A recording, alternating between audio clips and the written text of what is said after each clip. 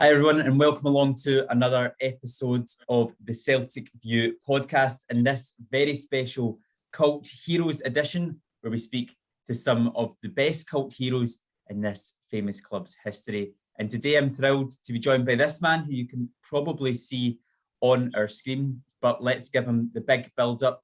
He started his career with Dynamo Berlin in East Germany, who were the dominant team in the East, winning numerous titles and cups before becoming the first East German player to sign for a Bundesliga team after the fall of the Berlin Wall, which is something I really want to get into as well. It's really interesting.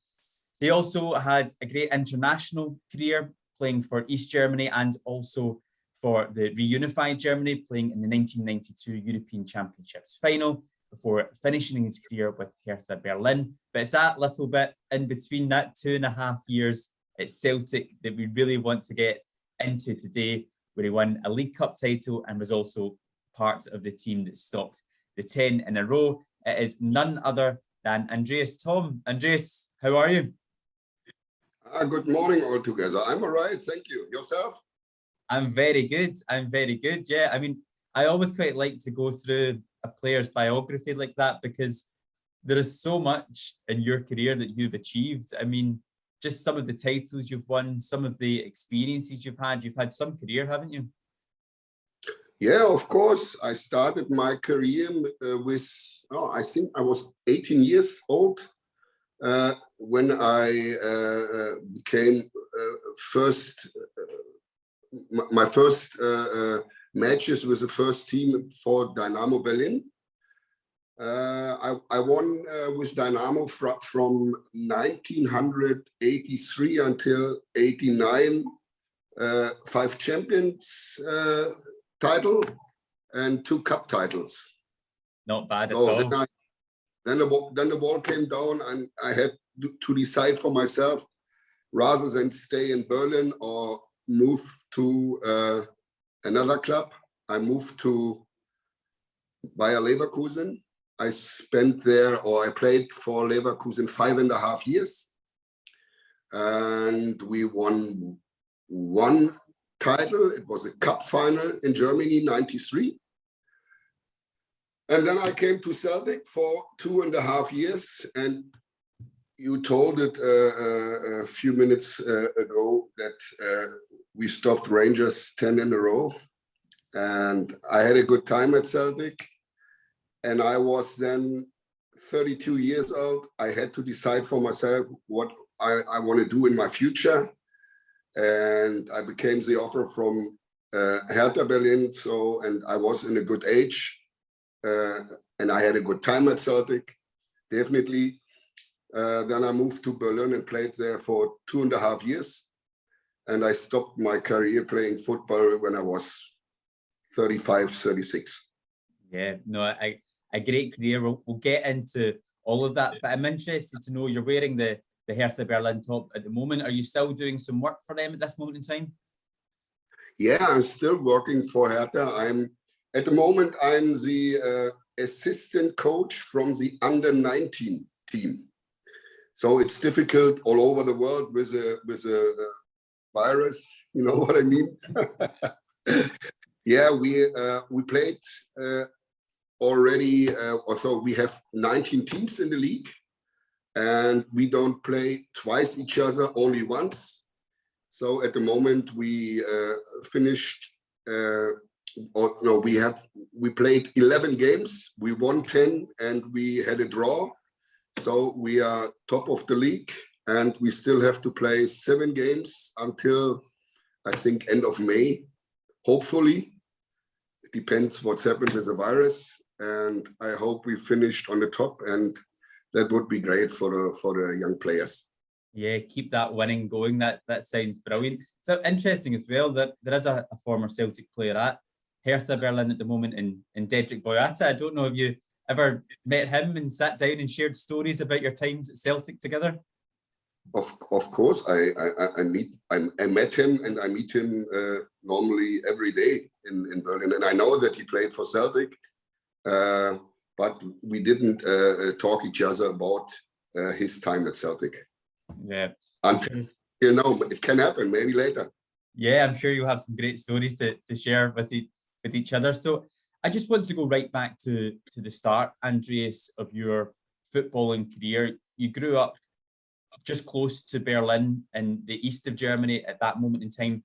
What was life like for you growing up and trying to establish yourself as a footballer? Yeah, well, I was growing up in a real small. It wasn't a city. It's a small village we had in that area. It called Herzfelde. There live 3,000 inhabitants. Still, maybe less than. Yeah, I started there playing football when I was 6. My father, unfortunately, he passed away 5 years ago. He was not even my father, my mother as well, or better, my parents. They helped me whenever it was necessary. Yeah, I played there until I was 9. Then I moved to Dynamo Berlin. So I was traveling sometimes 3 times or 4 times a week by bus, by tram, and whatever, later than by car. And then when I was 12, we had to decide to go to how can I tell you that? It called Kinder- and Jugendsportschule. It's like an internat Academy. Or an academy, right? So it was when I was in the 7th class in Germany with 12 years. So I was growing up through all the teams, and when I was 18, the first team coach decided we want to take that young man in our team, and then started my football career with Dynamo. Yeah, so Dynamo, that's how you pronounce it, right? Sounds like. So they're still a football club at this moment in time, but sort of lower down the tiers. So could you kind of explain to people what Dynamo were like back in the day when you played for them? Because they were a real sort of juggernaut of German football at that time, weren't they? What? A juggernaut? A juggernaut. So they were the real sort of dominant force, weren't they, in East Germany at that time? Yeah, we had a real good team. It was difficult to play because in Germany or in East Germany, how can I tell that we were, I don't know, they observed each day, and but we had good players. And when I came into that first team, I won 5 titles in a row, and Dynamo won, I think, 10 titles in a row. That means 5 times before as well. So we had difficult periods, but we had a real good team. And that was a reason because we won a lot of titles. You said there you were getting observed daily.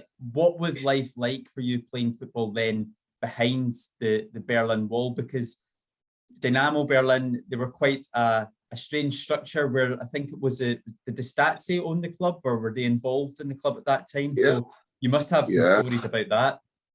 Yeah, we knew about that.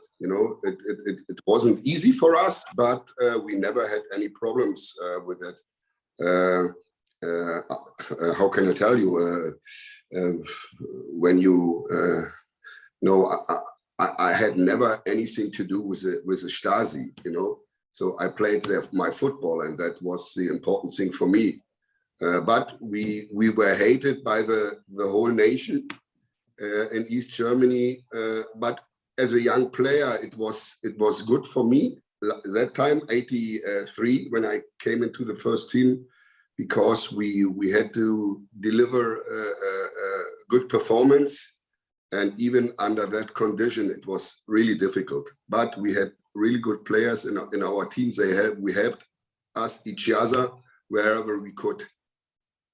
Yeah, a lot of people might not know the full history of what Berlin was like back then in sort of the late 1980s. And we won't go through a full history lesson because we'll be here for hours, but just sort of sum up what life was like in Berlin in those late 80s behind the wall.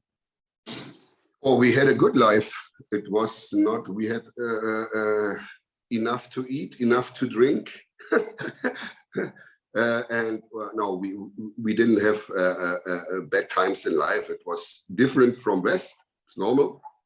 But the good thing for us has been we could travel. We against how can I tell you that? Against teams from other nations, So we have been in America, we have been in Portugal. I have been at that time as well in Scotland. I remember there was a game against Scotland and England and whatever. We played each year international football, so it decided who we got or who we could play against. So we traveled all over the world, even in East Germany. Yeah. So it's now sort of late 1989. You're still playing for Dynamo, but then the Berlin Wall comes down, and this is where things get a bit interesting in your story, because not long after that, you then move to Bayer Leverkusen, and in doing so, you become the first East German player to join a Bundesliga team.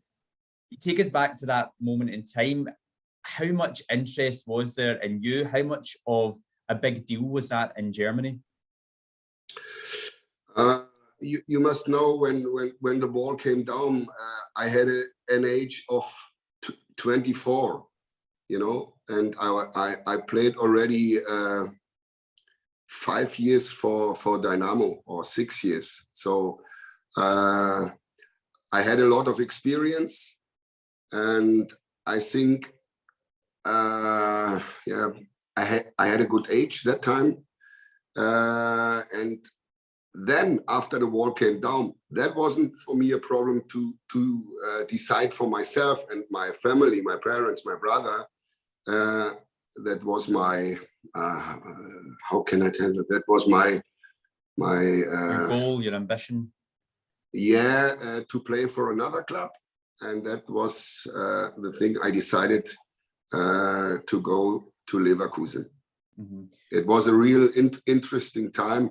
We were all happy that in that time it was like a revolution, but nobody was shooting, and it was good. It was good for a lot of people, not for all the people, but for a football player in my age, that time was 24, perfect to decide to play for another club. But I must tell you, with Dynamo Berlin, I had a real good time. I was growing up, and we got professional education and prepared for the first team very well. We had good coaches, good or trainer. In Germany, you say trainer, and you say coaches. Yeah, and really good. I must tell you, I still today, more than 30 years after the wall came down, 30, 98, yeah. I still have contact with my former under 12 coach. That's brilliant. We're still in. By the way, I'm as well in contact with Pierre van Hooydonk, a good friend of mine. Still. We'll get on to Pierre soon. Yeah. But when you then play that first game for Bayer Leverkusen, when you sort of made history in becoming the first East German player, were all the eyes of Germany on you? Was there a lot of attention on you at that time?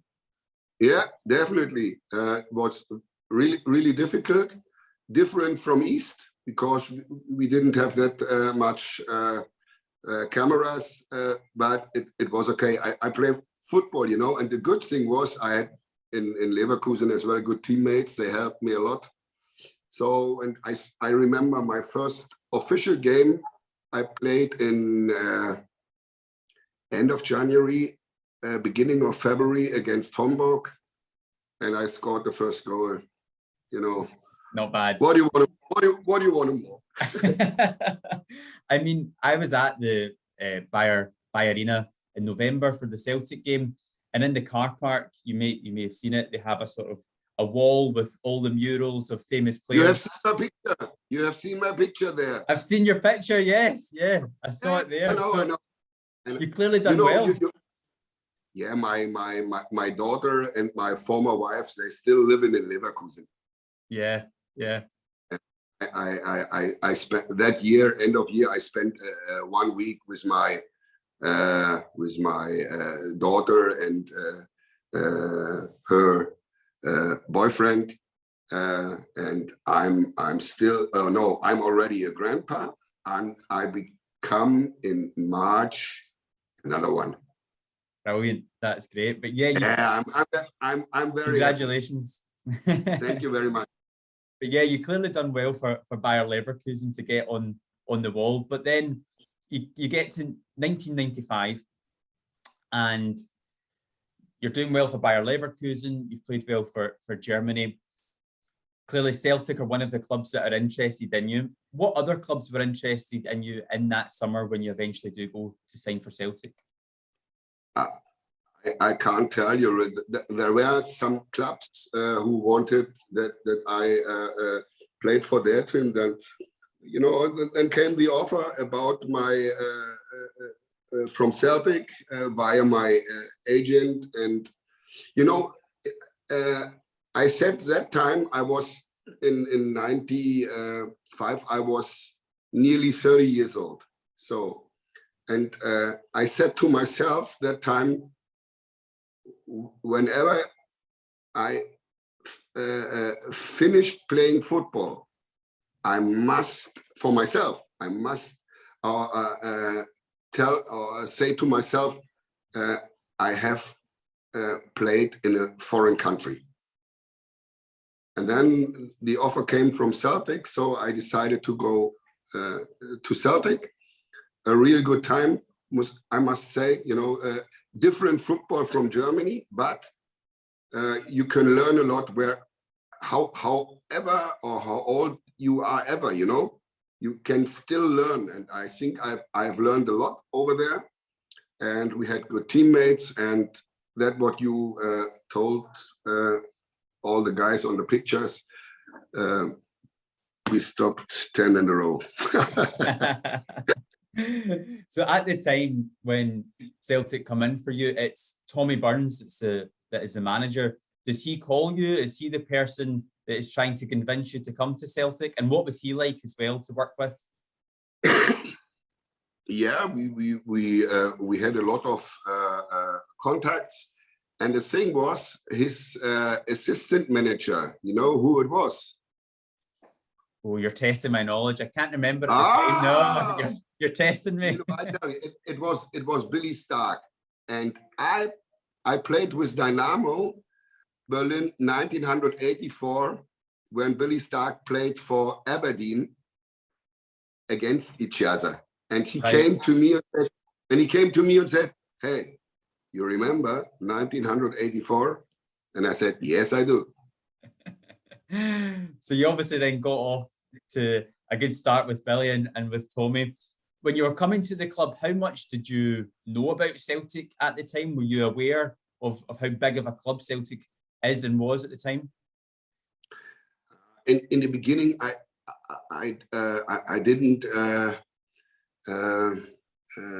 knew a lot of Celtic, but when you play for a club like that history in Scotland for Celtic, and I was really impressed when we had the first game. Don't ask. I think no, we played when we about the opening standard. I think we played against Newcastle. Is that?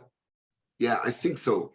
When Rod Stewart was snipping the for the new stand.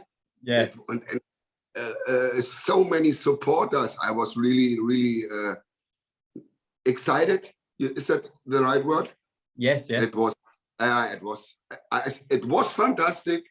And when I watch now via television football games in Scotland, I'm still excited about the supporters. They were the greatest ever, I must say. Yeah. Well, they took to you very well. I mean, when you came in, you were quite a big name in European football and quite a big money signing at that time as well for Celtic. So did you feel any pressure when you were coming in that you had to hit the ground running and perform right away? Yeah, when you start in a new club, you always get a little bit pressure. But that is the thing you have. You have to work with it for yourself, for your mind, and for me was the important thing. I have tried to play good football, to had a good relationship with all my teammates, and I think it was okay. Oh, yeah, I think it went well. I mean, you look at thank you. The players in the you look at the players in that dressing room back then as well. I mean, when you go in, you spoke about Pierre van Hooijdonk. He was a big name. There was a lot of great players at the time when you joined. How great was it to work with some of those players, and did any of them stand out for you? It was great. When I came to Celtic, I didn't spoke not that lot of a language, Scottish, English, or whatever. So, and I had to decide for myself what is the best thing that I have, that I understand all the players. Then sometimes some players, they spoke really fast. I remember one thing when Peter Grant spoke to me in the beginning, and he spoke so fast. And I told him, Peter, please speak slowly. But I think after half a year, and then I tried to do my best with the language, and it was okay. Yeah, Scottish is very different to English. Glaswegian is very different to Scottish as well. So it must have been difficult. So, I mean, you come in the door, your first game you play Ayr United in the League Cup, you score. Then you play your first league match away to Aberdeen, where again you score, and that goal was an absolute beauty of a goal, chip from just to the edge of the box. You got off to the perfect start. You must have felt like you were sort of really enjoying your football at that time. It was it when we played when we won 3-2? Yes, that's right. Yeah, I remember we were 2-0 down. Is that right? Yeah, that's right. Yeah. Then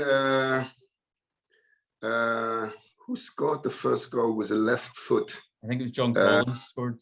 It was John Collins, a brilliant football player, and he scored. And I think I scored then the chip from the right hand side, and then John Collins again. Yeah, it was a great feeling, and I remember as well that time. I told you before that I played 1984 with Dynamo in Aberdeen. Now, or that time, it was 11 years later. I thought we played at home because we had so many Celtic supporters. It was fantastic. That's the best way to join a club, isn't it? You said you've done that at Bayer Leverkusen, doing it at Celtic again, scoring in your debut. I mean, you can't get off to a better start. Yeah, when as a striker, when you're on the field and you score in your first game, it doesn't go better. So then fast forward just a few months later, and I'm sure this is one of your standout moments of your Celtic career, the game against Rangers at Ibrox. The game ends 3-3, but you pop up with the opening goal, and again, it is an absolute screamer from outside of the area. Talk us through that game and that goal, because it was a really special goal. Is it still a special goal for now? Really? Oh, definitely, yeah.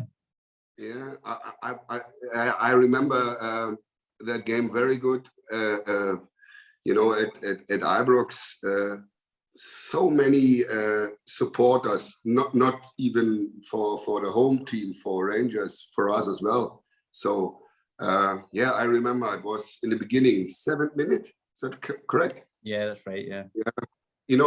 I got the ball and I had to decide what should I do now. So, and you have to think in thousands of seconds, And then I decided to try to score a goal, and it was good. Did you ever hit a ball harder in your life? I don't know. I remember I scored another one at Celtic Park against. Very similar. Who? It was. I can't remember who it was Similar, against. It was very similar, yeah. Yeah, I see. Was it St. Johnstone? I don't know yet. So, and I had another one with from longer distance with Hertha when we played in Kaiserslautern. So, but it was.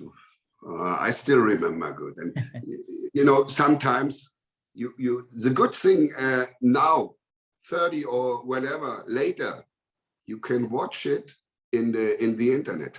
Yes, yeah, you can indeed. It's good. When my kids or my and whoever asked me, hey, you did play at that time for Dynamo, for Leverkusen, for Celtic, for Hertha. And then, you can have a look in the internet and then you can see what's happening that time. Yeah, keeping your memories alive. I mean, that game... That is good. Yeah, that game against Rangers, it's a game that there's so much talk about in Scotland and around Europe as well. What was that like to play in your first Glasgow Derby against Rangers and then to score a goal? I mean, the noise of the occasion, the Celtic fans there at Ibrox, it must have been really special. Yeah, it was definitely special. All the people, not even my teammates that time, they told me about the old firm games. When I was in Germany, or in East Germany, when you play Dynamo against Union Berlin, it is a derby as well. Or in Leverkusen, when you play against Cologne, it is a derby as well.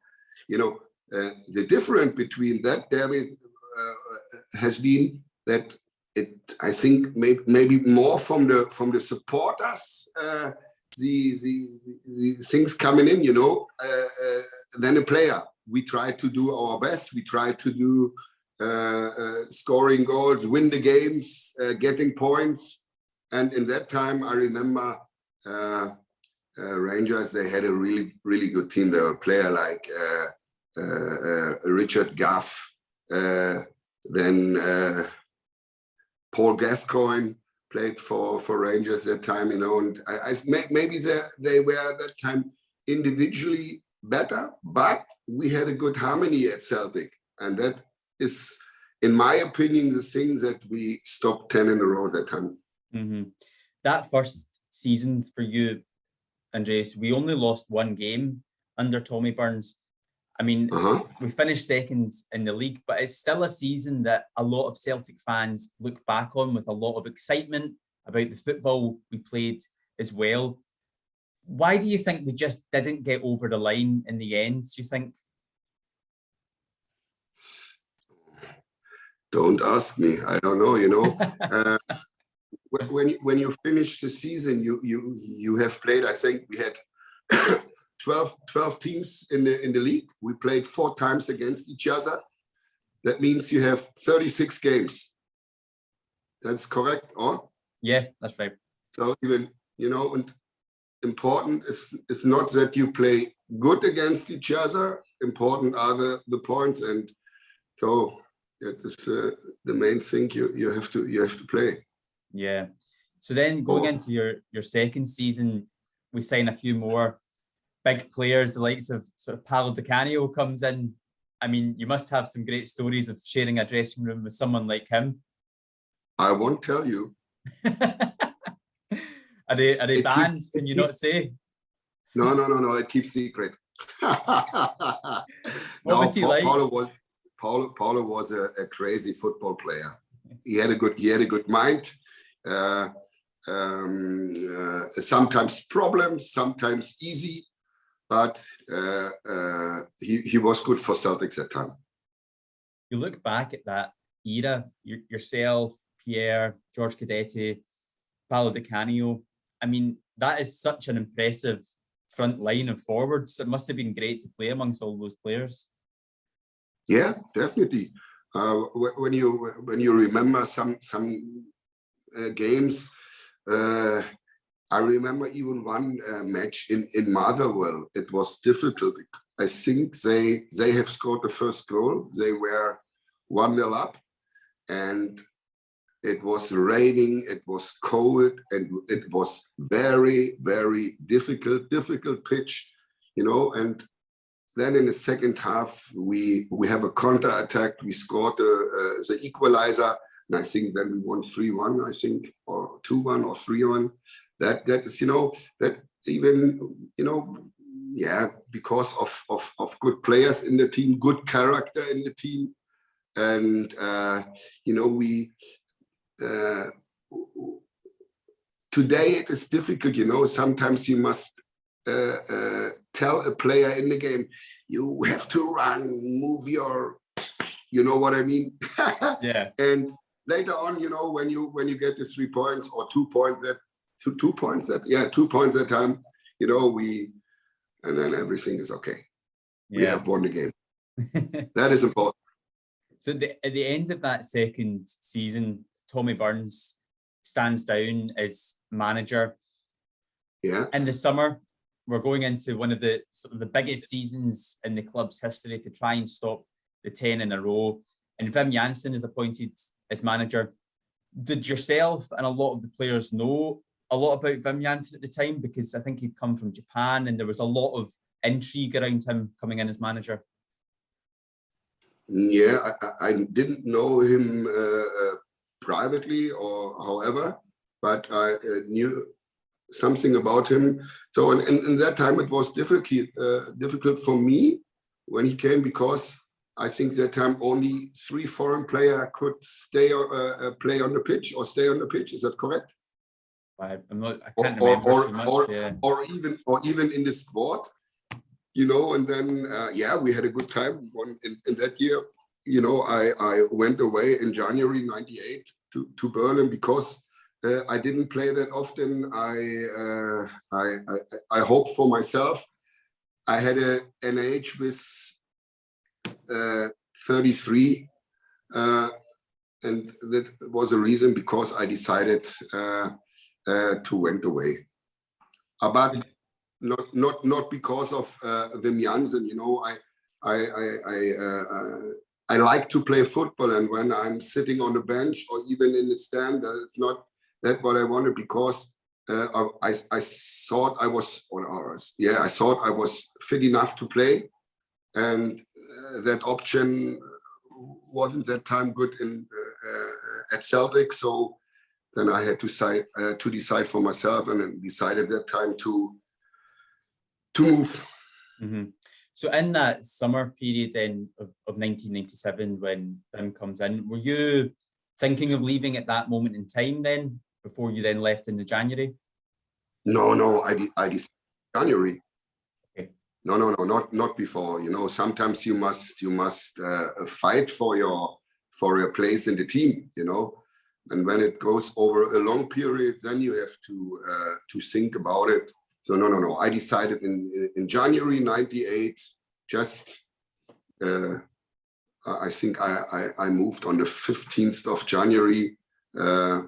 I spoke with Wim Jansen. I told him what's happened, and we were spoken each other. So everything was okay. It was fine. Mm-hmm.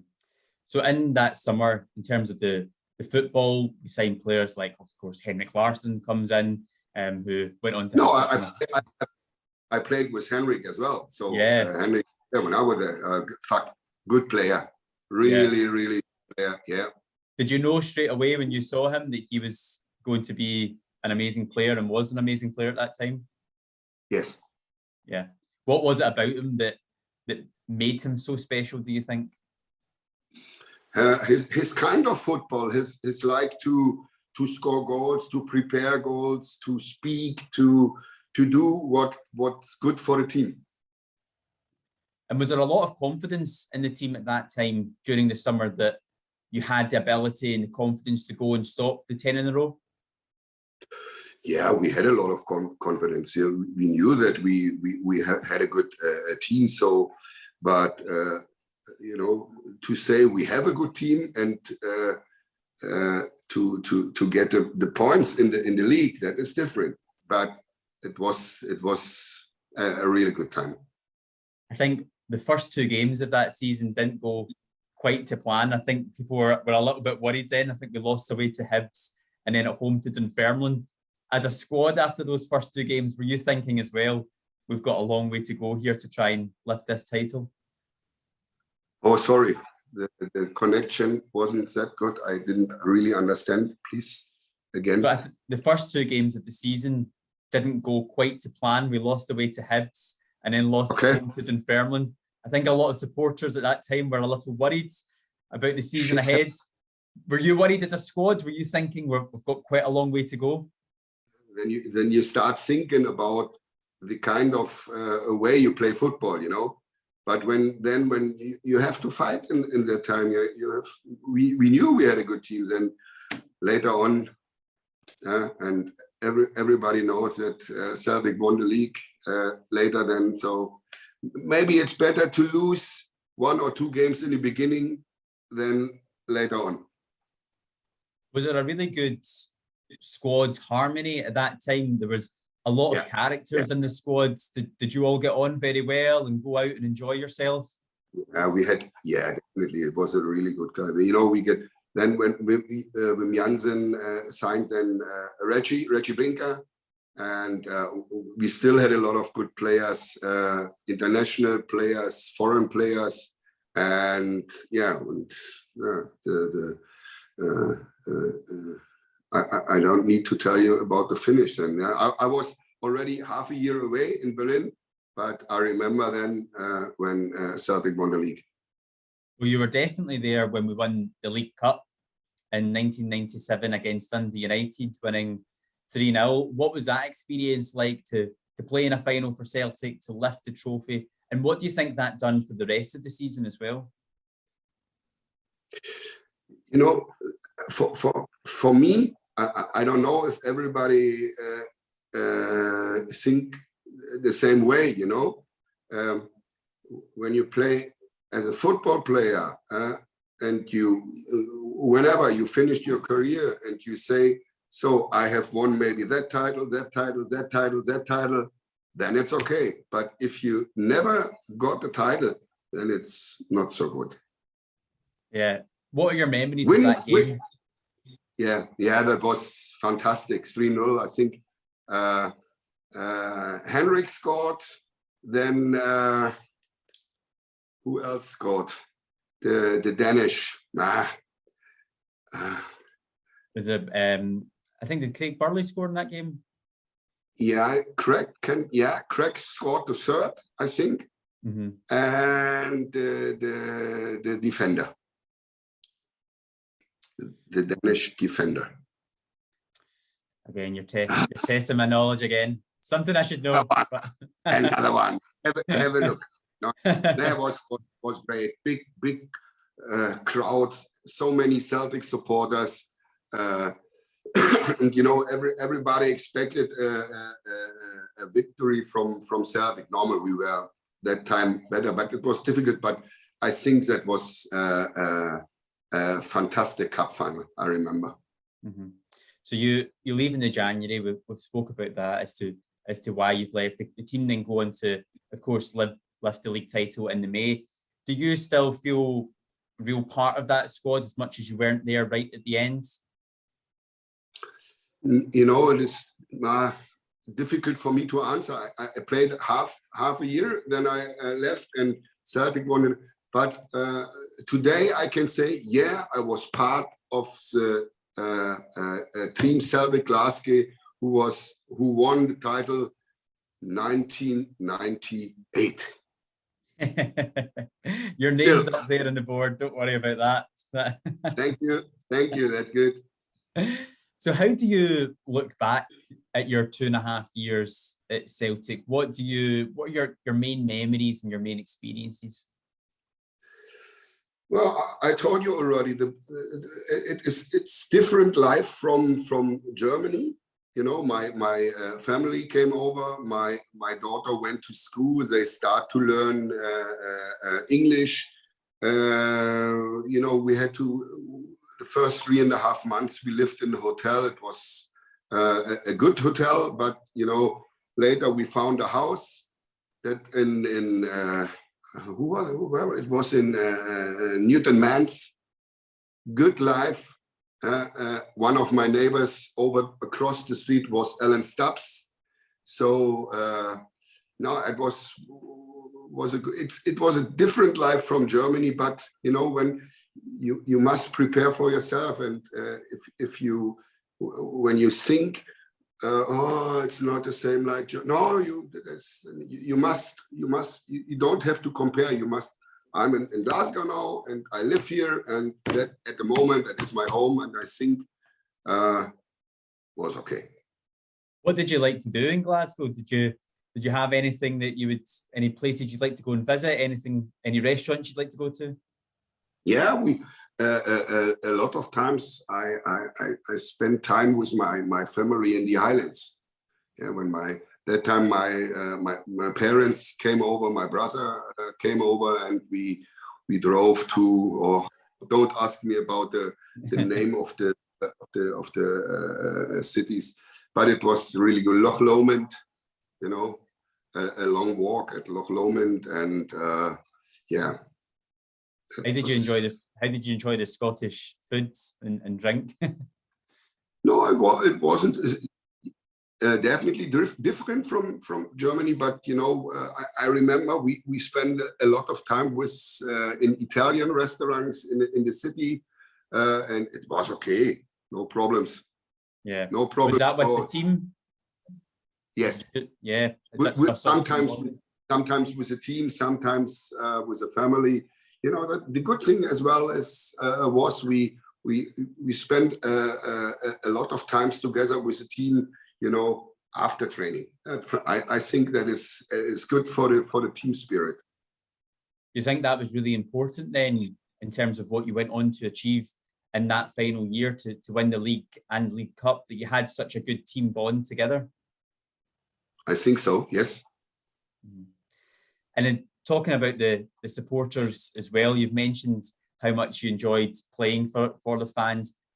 What did the Celtic support mean to you?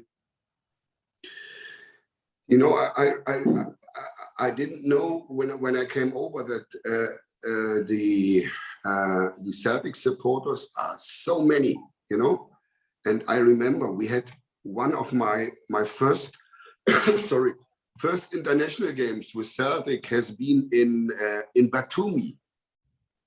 But Batumi is far away from Glasgow, and when we came in, I remember when we came into the stadium, I saw only green and white flags. So it looked like a home game. Unbelievable. Fantastic. Do you still bump into some supporters in Berlin? Sorry? Do you still meet some supporters in Berlin today? No, not often. I sometimes, some other people tell me, hey, maybe they met a guy from Glasgow, and they spoke about Andreas Thom, and they told us a lot of him when he played for Celtic. That is fantastic today. Brilliant. That's better, as they say, he was a stupid football player. Yeah, most definitely. Just to finish up, Andreas, I just want to have a couple of sort of quick fire questions, just kind of looking back in your Celtic career. So, first of all, what would you say was your favourite goal for Celtic? I think I know the answer. Yeah, I think it was the 1-0 against Rangers. Okay. And would that also have been your favourite game that you played in for Celtic, or was there maybe another one? No, there were different games, and then one game I have still in good memories is we talked about the game in Aberdeen. When we were 2-0 down and we won 3-2, and I scored that chip. That was good memories. Yeah. One of the best games. Now, do you have a sort of a favourite memory overall from your time from Celtic? And that can be something on the pitch or off the pitch. Yeah. you know, what has been very difficult for me, you know, was right-hand drive in the beginning. You know, in Germany, left-hand drive, in Scotland, right-hand drive. And I remember once, I know it was later, I drove on the other side. So I said, oh, no, go to the other side. And the police were stopping me. I hope they saw the crash. No. They have seen my passport and they say, okay. Drive carefully, they told me. Is there one thing that you potentially miss about living in Scotland and being in Glasgow? That is difficult. Not right-hand drive, anyway.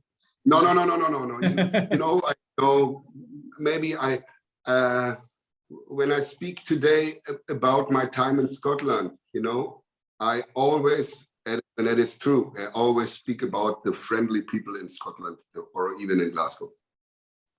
And you played with some amazing players, but who would you say was the best player you played alongside at Celtic? And that might be difficult to answer. I don't want to tell you now. Yeah, you know, my favorite player I played together and I like to play because it was, even when it was in the beginning, was with Pierre, of course. Yeah. You know, sometimes we spoke English or Scottish, then Dutch, and sometimes German. So a part of different languages. So it was okay. Yeah. But all the other teammates, say, you know, I have only good memories. Yeah. And finally, Andreas, just how do you look back again on your Celtic career as a whole, those 2.5 years? Sorry, again, please. Just finally, how do you look back again on your 2.5 years with Celtic? I have good memories. I was part of a team who changed maybe the control role in Scotland. That means we stopped Rangers. It was good not even for the city, but for the fantastic supporters for Celtic. And yeah, and what's happened after then, you only need to read the history. Yeah, and definitely. The song. The history, you know, before the game, that was great. Oh, brilliant. Well, Andreas, you're certainly part of the history books here at Celtic, and thank you so much for joining us for this podcast episode. It's been brilliant to sit and talk about all of your memories of playing for Celtic. So thank you so much for joining us. Yeah, thank you. And I hope my English wasn't that bad. So I wasn't speaking English a lot of years ago, the last time, you know. So it's all the good for all the best for Celtic, all the best for the Celtic supporters, and yeah, stay healthy. Is that right? Yes. Hail, yes, indeed. Yeah. Hail. Okay. Thank you very much, Andreas. My pleasure. All the best.